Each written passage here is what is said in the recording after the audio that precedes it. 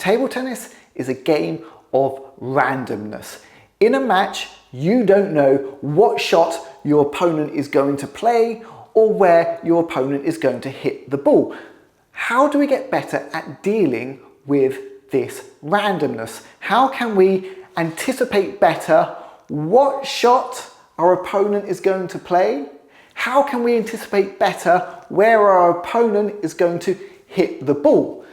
In this video, I'm going to show you some footage of a demonstration at a recent training camp I held. And you can hear a little bit from me, but you're also going to hear from Coach Martin, who's a British League player, and one of his super skills is anticipating where his opponent is going to put the ball and what shot they're going to play. So if this is an area of the game that you struggle with, dealing with randomness, then this video is really going to help you. Let's have a look at the training camp demonstration. For the first part of the exercise, Martin's going to play everything to my backhand, and now I can play wherever I want.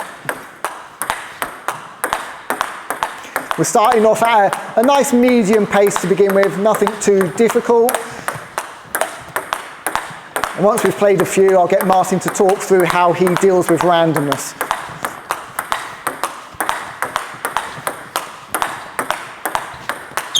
Sorry.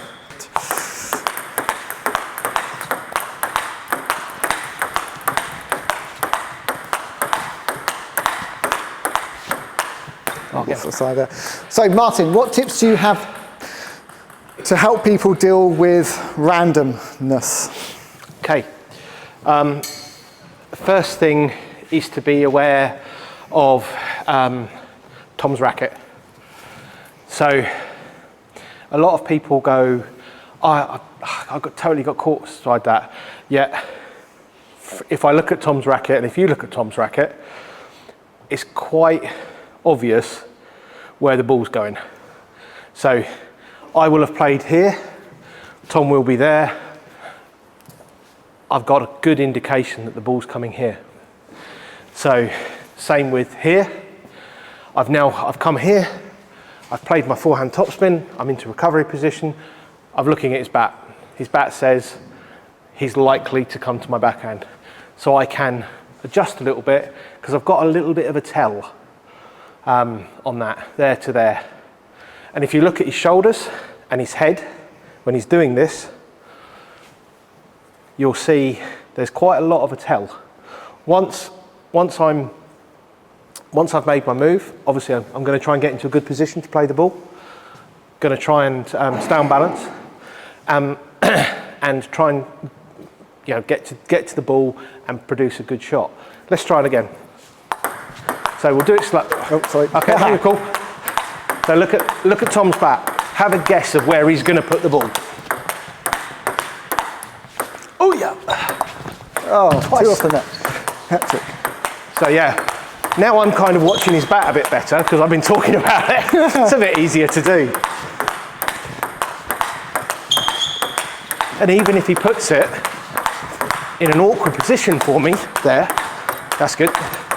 I'm still now very aware of what happened. It's against the rules. But I'm now watching his bat like a hawk because I've been talking about it. And it becomes really easy. It just buys you, well, it buys you the maximum amount of time to be able to react, because if you can see, sometimes even before they hit the ball, you're going to see where the ball's going to go. So you have the most amount of time to react. I think the thing to avoid doing is just keep watching the ball, because if you're just watching your own shot, and I'm just watching my ball, tracking my ball, then I'm not looking at Martin. So if Martin gets that ball back, I have really not much idea where the ball's going to go. And the only thing I can rely on is just reaction speed when that ball comes over. And that's when you'll see players doing this, doing that, because you've literally got no time. If you only start tracking the ball here, you've got this much time. It's a fraction of a second, isn't it? Whereas if we can see each other from where the contact is, it's double the amount of time. So this watching is so crucial. Yeah, it just gives you time to prepare. If you see the angle of Tom when he plays this, here for instance, so yeah, now play a couple and go down the line. There you go, got it, on it. Yeah. I've seen the bat. I've seen the bat from here, and I've seen the shoulder square, I've seen the head come here, and I've seen the bat do that. And some players will give you really obvious clues where they're going. Others of you might be more subtle. But if you're looking, even with the subtle players, you'll be able to do it. So now if I try to give Martin as few clues as I can, let's see if I can catch him out. But if he's really watching, it's going to be hard. Sorry.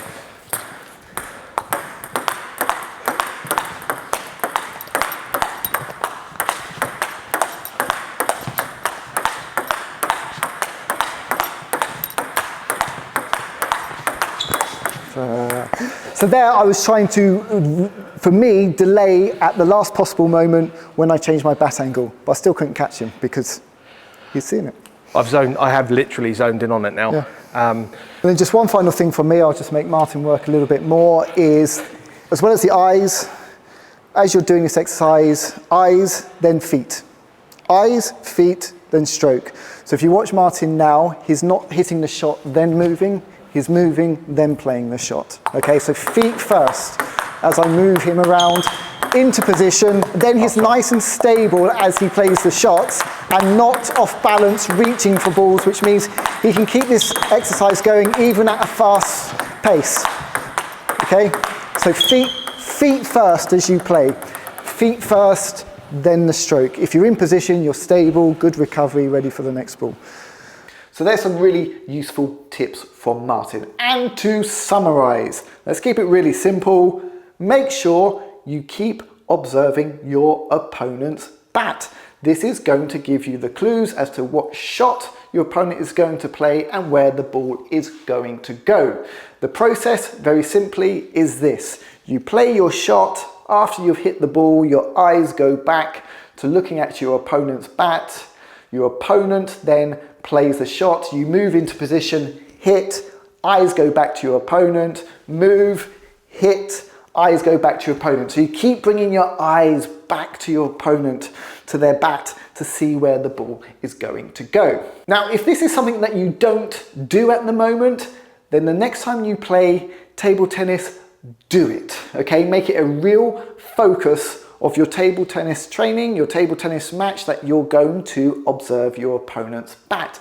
And you're going to find you have more time, table tennis becomes a bit easier, dealing with randomness isn't so hard, okay? So next time you play, big effort watching your opponent's bat. And finally, just a quick word about my training camps. I organise 4 or 5 training camps every year here in Cambridge. If you want to find more information about these training camps, then go to this website address here. It will have details of the training camps coming up, what the topics are, and a booking form if you wish to join. Thank you very much for watching. I'll have plenty more videos coming soon, or take a look at one of these other video tutorials. See you all again soon. Bye bye.